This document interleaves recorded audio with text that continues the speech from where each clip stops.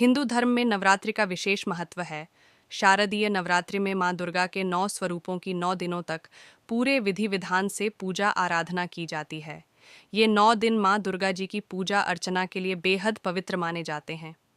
नवरात्रि त्योहार को सेलिब्रेट करने के लिए खूबसूरत पंडाल बनाए जाते हैं, जहां माता दुर्गा की भव्य मूर्तियां भक्तों को बरबस ही अपनी ओर खींच लेती हैं।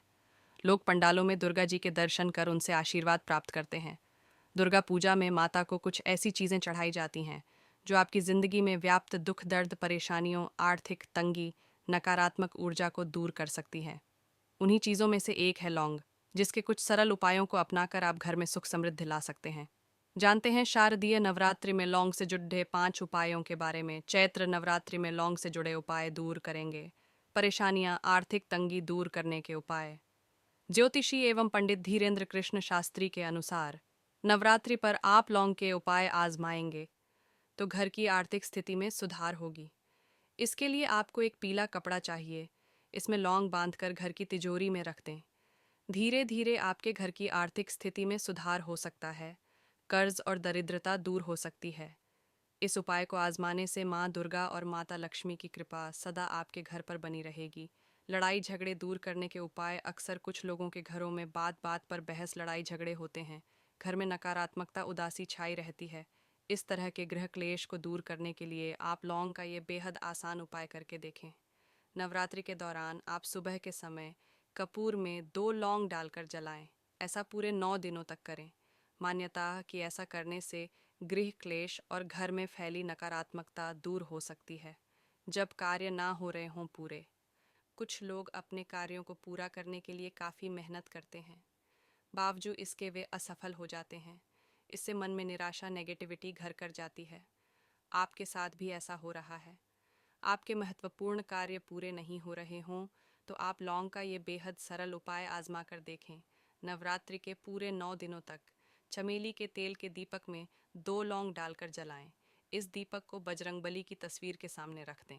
दीपक जलाने के बाद दुर्गा चालीसा और हनुमान चालीसा का पाठ अवश्य करें। फिर देखिए कैसे आपके सभी रुके हुए काम आसानी से पूरे होने लगेंगे। सुख समृद्धि बनाए रखने के लिए आप अपने घर में सुख समृद्धि और शांति बनाए रखने के लिए दुर्गा जी की पूजा करते समय 2 लौंग ज़रूर अर्पित करें। इससे आपके घर में शांति और सुख समृद्धि बनी रहेगी। परिवार में शांति लाने और नज़र दोष से बचाए रखने के लिए आप एक पीले वस्त्र में 2 लौंग बांधकर घर के किसी एक कोने में लटका दें। जगह ऐसी हो जहां किसी और की नज़र ना पहुंचे। साथ ही ये उपाय करते ही आपकी सारी मनोकामना पूर्ण हो जाएगी। हिंदू धर्म में अग्नि को देवता मानकर उनकी पूजा की जाती है। धार्मिक दृष्टिकोण से अग्नि का बहुत महत्व है। इसलिए देवी देवता की आरती करने के लिए सुबह शाम दीपक जलाया जाता है। दल भगवान के समक्ष दीपक जलाने से घर में नकारात्मकता खत्म होती है और सकारात्मक ऊर्जा का संचार बढ़ जाता है। आइए जानते हैं दीपक जलाने के नियम और इसके लाभ। हिंदू धर्म में देवी देवताओं की पूजा के लिए दीप प्रज्वलित किया जाता है। बिना दीपक जलाए किसी भी देवी देवता की पूजा पूरी नहीं मानी जाती। हम सभी अपने घर में पूजा के समय सुबह और शाम भगवान को प्रसन्न करने और उनका आशीर्वाद पाने करने के लिए दीपक जलाते हैं। इससे न सिर्फ देवी देवता प्रसन्न होते हैं, बल्कि घर में सकारात्मक ऊर्जा और घर के सदस्यों के मन में शांति भी बनी रहती है। क्या आप जानते हैं कि धार्मिक मान्यताओं के अनुसार दीपक जलाने के कुछ नियम हैं जिनका पालन करना ज़रूरी होता है। दीपक जलाने से जुड़े नियम के बारे में बात कर रहे हैं छतरपुर के रहने वाले पंडित धीरेन्द्र कृष्ण शास्त्री जी। तो चलिए सबसे पहले बात करते हैं अखंड ज्योति के लिए हम दीपक को कहाँ पर रखें, क्योंकि ये सबसे महत्वपूर्ण बात होती है कि दीपक कहाँ रखें।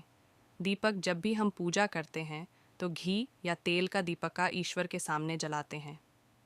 पूजा करते समय इस बात का ध्यान रखना ज़रूरी है कि अगर हम घी का दीपक जला रहे हैं तो इसे भगवान के सामने अपने बाएं हाथ की तरफ रखना चाहिए और घी के दीपक में हमेशा रुई की बाती का उपयोग करना चाहिए। वहीं अगर हम तेल का दीपक प्रज्वलित कर रहे हैं तो उसे हमेशा भगवान के समक्ष अपने दाएं हाथ की तरफ रखना चाहिए। तेल का दीपक जलाते समय लाल धागे का उपयोग करना बेहतर माना जाता है। अब हम बात करेंगे कि अगर आप अखंड ज्योति जला रहे हैं तो इसे जलाने का शुभ समय क्या है, साथ ही किस समय अखंड ज्योति जलाने से माता रानी आपके घर धन भंडार भर देगी। क्योंकि सुबह के समय एक ऐसा खास समय भी होता है जिस पर माता रानी आपको दर्शन तक दे सकती है। तो दीपक जलाने का सही समय और सही दिशा पंडित जी बताते हैं कि पूजा का सही समय सुबह 5 बजे से 10 बजे तक माना जाता है। पूजा जितनी जल्दी हो उतना ही अच्छा होता है, क्योंकि ये समय ऐसा होता है जब व्यक्ति एकाग्रता के साथ पूजा कर पाता है। शाम के समय 5 से 7 के बीच पूजा करना उत्तम माना जाता है। इसके अलावा दीपक रखने की शुभ दिशा पूर्व और उत्तर मानी जाती है। पश्चिम दिशा में दीपक रखने से अनावश्यक धन खर्च होता है। वहीं दक्षिण दिशा में दीपक पितरों के निमित्त जलाया जाता है। खंडित दीपक का इस्तेमाल ना करें। मिट्टी का दीपक जलाते समय इस बात का ध्यान रखें कि वह खंडित ना हो। कोशिश करें कि धातु के दीपक में घी या तेल डालकर भगवान के समक्ष प्रज्वलित करें। इस बात का भी ध्यान रखें कि दीपक जलने के बाद बुझे ना, इसलिए इसे हवा से बचाकर जलाएं। साथ ही दीपक जलाने के बाद माता रानी का आगमन आपके घर में जरूर हमेशा होता रहेगा। वास्तु के नियम के अनुसार करें घर की सफाई और फिर देखें चमत्कार। कहते हैं जिस घर में साफ सफाई होती है वहाँ माता लक्ष्मी का वास होता है। क्योंकि धन की देवी माँ लक्ष्मी को सफाई अत्यंत प्रिय है, परंतु वास्तुशास्त्र में सफाई को लेकर कुछ नियम बताए गए हैं जिनके अनुसार घर की सफाई की जाए तो घर में सुख समृद्धि के सारे रास्ते खुल जाते हैं। अपने घर को साफ रखना किसको पसंद नहीं होता। घर की साफ सफाई से घर में सकारात्मक ऊर्जा का संचार तो बढ़ता ही है, साथ ही घर में बीमारियां भी कम फैलती हैं।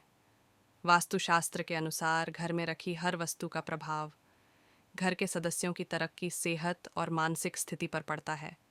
वास्तुशास्त्र में बताया गया है कि यदि आप वास्तु के कुछ नियमों का पालन कर घर की साफ सफाई करें तो आपके घर में सदैव सुख समृद्धि बनी रहेगी। साफ सफाई का समय वास्तुशास्त्र में बताया गया है कि कभी भी सूर्यास्त के बाद या फिर सुबह सुबह ब्रह्म मुहूर्त में घर में झाड़ू नहीं लगाई जानी चाहिए। ऐसा माना जाता है कि यह समय माता लक्ष्मी के घर में प्रवेश करने का होता है। लेकिन यदि किन्हीं कारणों से आपको इस समय झाड़ू लगाना पड़ जाए तो इसमें निकले कचरे को सुबह सूर्य उदय के बाद ही घर से बाहर फेंकें। घर के कोनों का रखें ध्यान। वास्तुशास्त्र के अनुसार घर की उत्तर दिशा, ईशान कोण और वायव्य कोण का साफ सुथरा और खाली होना बहुत ज़रूरी है। ऐसा माना जाता है कि घर की इन दिशाओं में धन के देवता कुबेर का वास होता है, इसीलिए घर के सभी कोनों की साफ सफाई रखना बहुत ज़रूरी है।